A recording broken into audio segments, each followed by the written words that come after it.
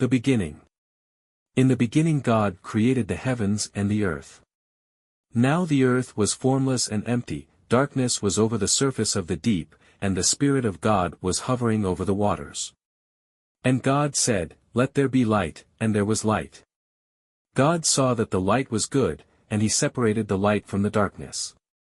God called the light day, and the darkness he called night.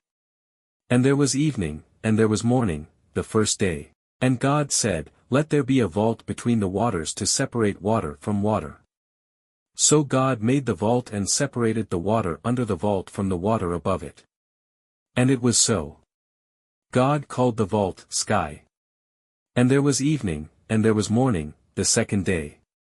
And God said, "Let the water under the sky be gathered to one place, and let dry ground appear." And it was so. God called the dry ground land, and the gathered waters he called seas. And God saw that it was good. Then God said, "Let the land produce vegetation, seed-bearing plants and trees on the land that bear fruit with seed in it, according to their various kinds." And it was so.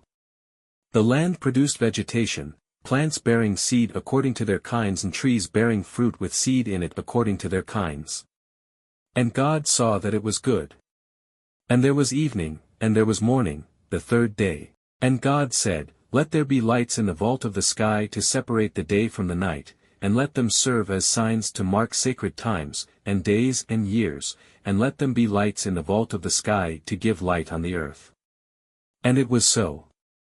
God made two great lights, the greater light to govern the day and the lesser light to govern the night. He also made the stars. God set them in the vault of the sky to give light on the earth, to govern the day and the night, and to separate light from darkness.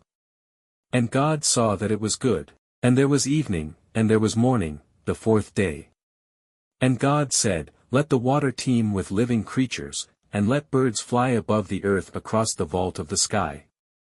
So God created the great creatures of the sea and every living thing with which the water teems and that moves about in it, according to their kinds, and every winged bird according to its kind. And God saw that it was good. God blessed them and said, "Be fruitful and increase in number and fill the water in the seas, and let the birds increase on the earth." And there was evening, and there was morning, the fifth day. And God said, "Let the land produce living creatures according to their kinds, the livestock, the creatures that move along the ground, and the wild animals, each according to its kind." And it was so. God made the wild animals according to their kinds, the livestock according to their kinds, and all the creatures that move along the ground according to their kinds. And God saw that it was good. Then God said, "Let us make mankind in our image, in our likeness, so that they may rule over the fish in the sea and the birds in the sky, over the livestock and all the wild animals, and over all the creatures that move along the ground." So God created mankind in his own image, in the image of God he created them, male and female he created them. God blessed them and said to them, "Be fruitful and increase in number, fill the earth and subdue it. Rule over the fish in the sea and the birds in the sky and over every living creature that moves on the ground." Then God said, "I give you every seed-bearing plant on the face of the whole earth and every tree that has fruit with seed in it. They will be yours for food. And to all the beasts of the earth and all the birds in the sky and all the creatures that move along the ground, everything that has the breath of life in it, I give every green plant for food." And it was so. God saw all that he had made, and it was very good.